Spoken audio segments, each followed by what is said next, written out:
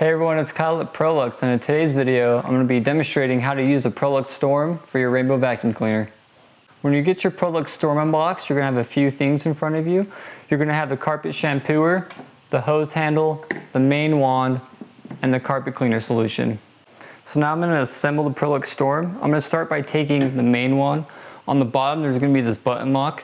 You need to put the button lock facing towards the front of the unit and go ahead and insert the main wand into this pivot. You'll know it's in when you hear the button lock click. Once you have the main wand connected to the unit, you're going to take the carpet shampooer's power cord and feed it through the top of the wand. On the top of this bracket there's going to be a hole, so make sure you feed the cord through it. And once it's in, go ahead and push the cord into place. Once you have the carpet shampooer's power cord through the top of the main wand's bracket, go and take your hose handle and plug that into the top of the wand. You might have to push this button in for it to go into place. Once it's all the way in, you can see the button lock protruding through the hole, and the hose handle will be connected to the carpet shampooer's power cord. Now that we have the Prolux Storm assembled, I'm going to show you how to fill the tank up. If you turn the tank around, there's going to be instructions, and the instructions read, 1 lid full of shampoo solution per tank of water for light shampooing, and 2 lids full of solution for dirtier carpets.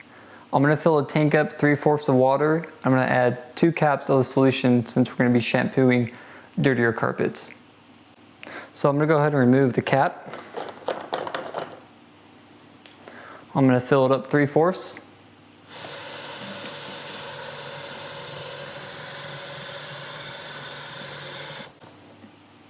And now I'm going to take the solution and add 2 caps full.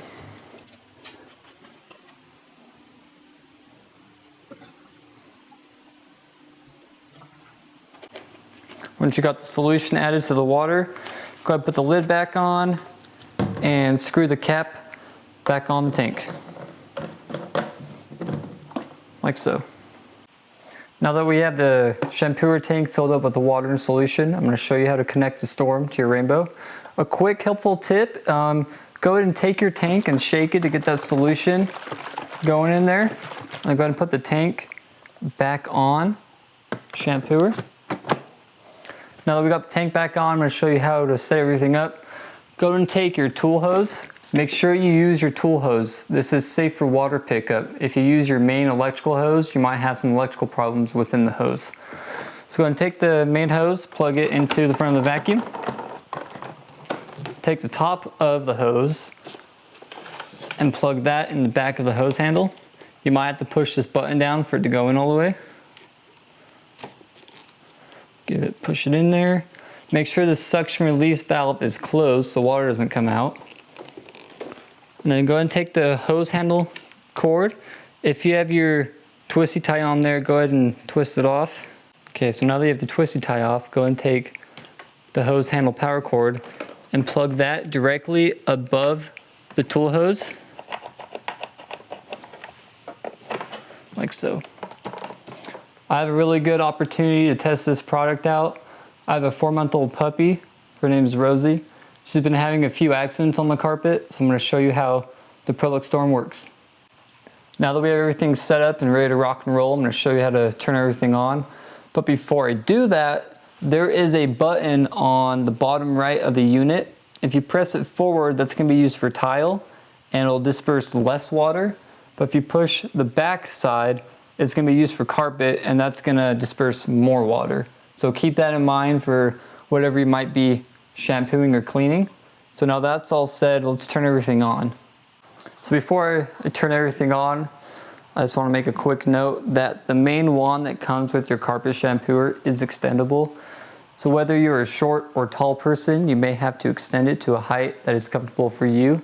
To do so, there's a large black button on the front of the wand.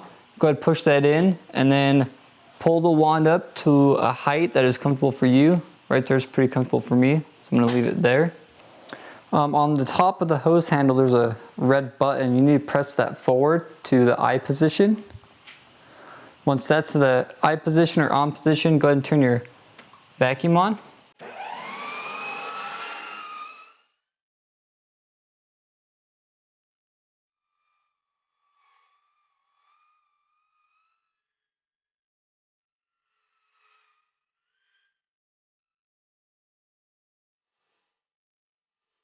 Alright, so I just finished up shampooing my carpets with the Prolux Storm.